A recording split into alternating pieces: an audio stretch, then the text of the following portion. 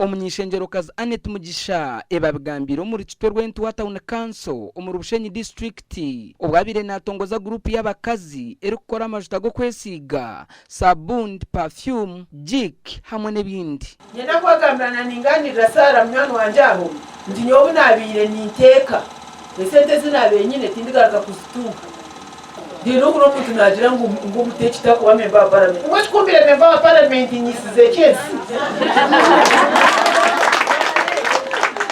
nongo nati ninchiteka kuwe batakuchimanya.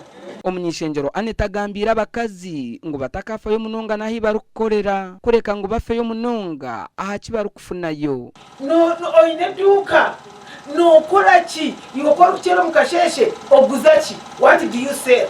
Bamwe mu bakazi abarakwegitoro mu group egi nabagira ngo bakatandika baruko bajerega ngo konka hati emiturire y'Abahindugire. So encouraging abakazi nito tuzo misho tugire kitwaye kora tuongera hanti asaye y'amakagitu aha sentenche. Start with what you have from where you are. Nicho nkuchira ku advising abacyari kugira ngo oboyine daily income. Araba abantu bandi campaigning banjango ngoko mukazi orukuteka umuceri na wone tumuhongo amemba kwa parliament.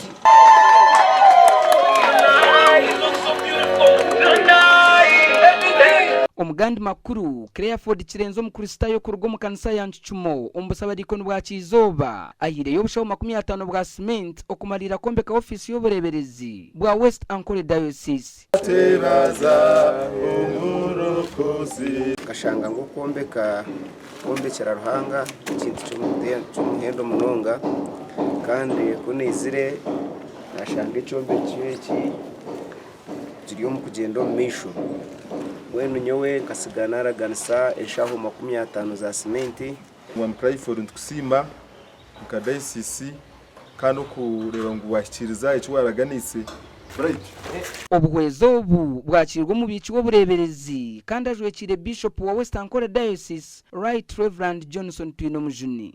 So twiga munonga kuba twegise na nokora ni musima munonga akuba umureberezi kayizire yateka wentebe kanisa na nesho mesendi ije kutana n'izindi kandi kituretire na kugira ubusinge umunkiriza yitu na no kurakurana ako kwaganisa ni cyumwe kandi ukikizana cyo n'ikindi iyo bari kuratare twaraganisa ukakikiriza tubasema kandi nsema abakristayo mwena ahabwa umuganda gw'umuterize na neshara amakuru agagasha kwa Mike Twakire.